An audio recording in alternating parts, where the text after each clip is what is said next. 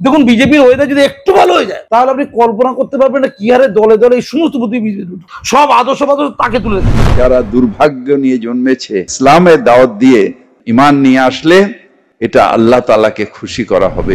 দিদি থুতু থেকে মন্ত্রী হয়, আবার দিদি থুতু থেকে বুদ্ধি পায়। অর্থাৎ খুনি একজন রেপিস্ট, সে যদি আপনাকে কিছু টাকা ধার দিয়ে থাকে, খুনরেপকে আপনি সমর্থন খুন করেছে, বেশ করেছে, আমাকে টাকা দিয়েছে, এরকম দুনিয়া দেখেছেন। শুভা পোষণ হয় আপনি আপনার বিরুদ্ধে মামলা করছেন।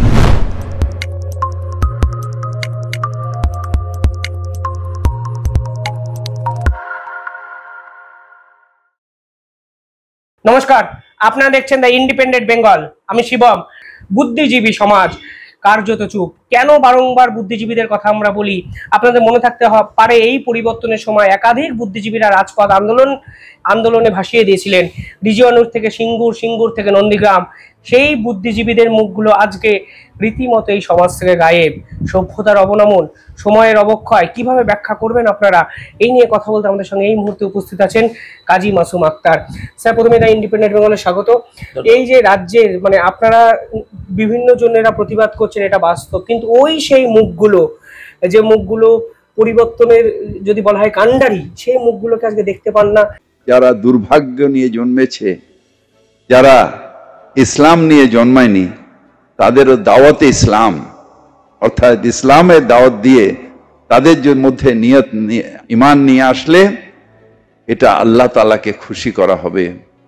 খুব ঠান্ডা মাথায় এই বুদ্ধিজীবীদের নিয়ে প্রচুর আলোচনা হয়। আমি যেটা পর্যালোচনা করেছি মনে মনে, আর কি, ভুল হতে পারে, আমার বক্তব্য ভুল হতে পারে, তবু আমার বক্তব্য আমার, সেটা হচ্ছে কি, কেন এই বুদ্ধিজীবী শব্দটা নিয়ে এত হয়ে হচ্ছে। সেটা যে বাম আমলে বুদ্ধিজীবীদের একটা অংশ কলকে পাইনি, কলকে পাইনি। যারা দেখুন কলকে পেয়েছে তারা চুপ ছিল। তেমন আপনি বাম আমলে সুনীল গঙ্গোপাধ্যায়ের মতো লোকেরা কি তেমন বামেদের বিরুদ্ধে বলেছে? খুব ঠান্ডা মাথায় সৌমিত্র চট্টোপাধ্যায় কি তেমন বলেছেন? তারাও তো প্রতিবাদী বলেছেন, তেমন বলতেন না, এবং বামেদের অনেক কিছুকে তারা এন্ডোর্স করতেন।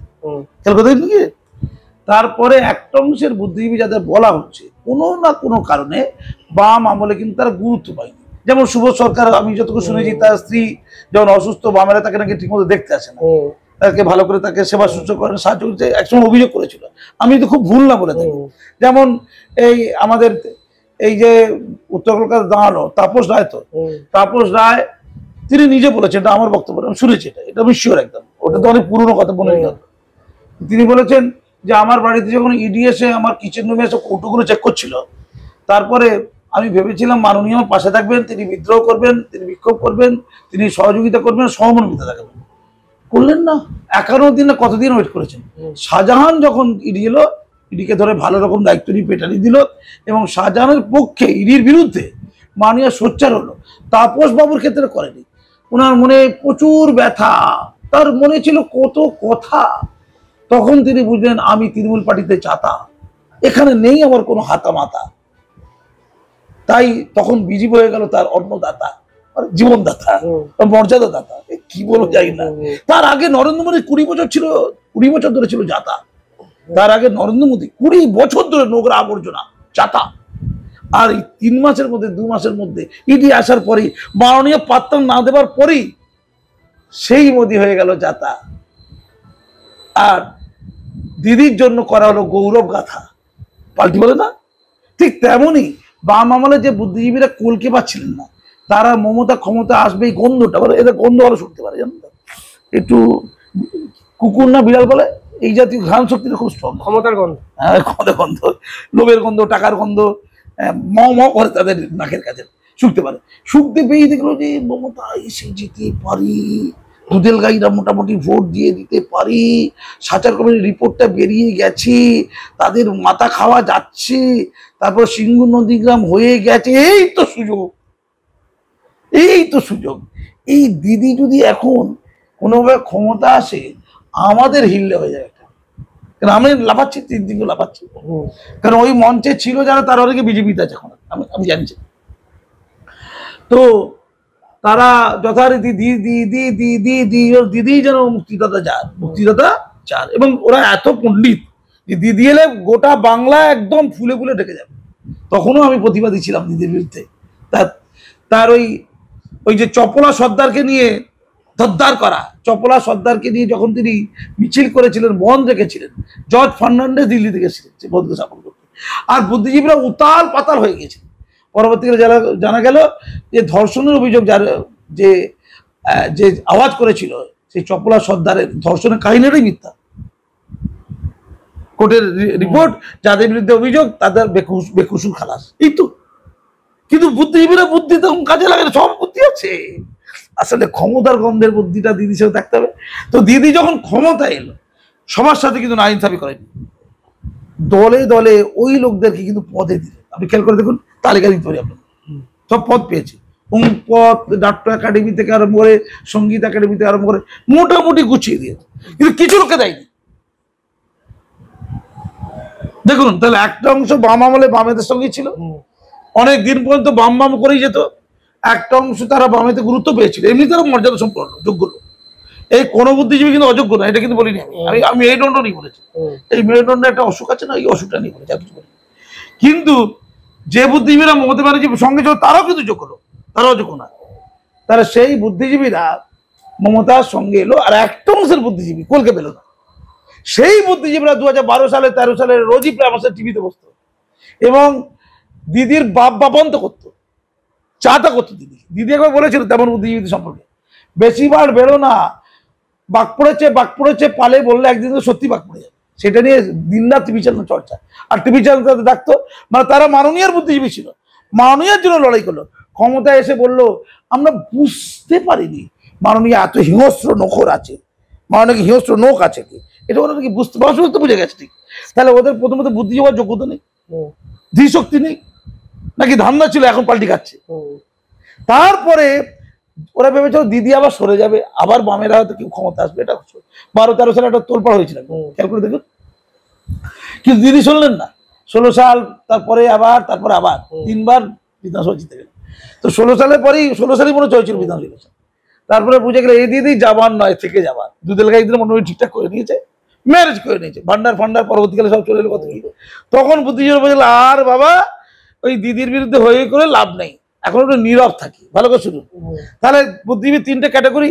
বাম আমলের বুদ্ধিজীবী যারা ছিল তারা কেউ কেউ একটু হলেও কথা বলে, বেশি কথা বলে না, তাদের কিছু লোককে কিনে ফেলেছে বলা যায়, বামের প্রায় কিনে ফেলেছে প্রায়, অথবা তাদের কোথাও বাধ্যবাধকতা আছে, বেশি বগলে সমস্যা আছে, ভিন্ডিকটিভ ব্যাপারটা জেনে গেছে সবাই।